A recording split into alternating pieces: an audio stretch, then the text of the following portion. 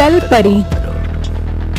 पुराने वक्तों की बात है, किसी गांव में मीठा नामी एक आदमी रहता था जिसकी एक माँ थी। वो बहुत गरीब था, उससे ऐसी कमाई करने का बहुत शौक था जिसमें मेहनत कम हो, इसलिए वो अपने लकड़ी काटने वाले काम से बहुत तंग आया हुआ था। वो दरिया के किनारे लकड़ी काटता और उसे शहर बेचता था, फिर उन पैसों को संभाल कर रख देता था। यहाँ तक कि वो अपनी माँ की दवाइयाँ भी मुश्किल से लेकर आता था। एक दिन मीठा लकड़ियाँ काट रहा था।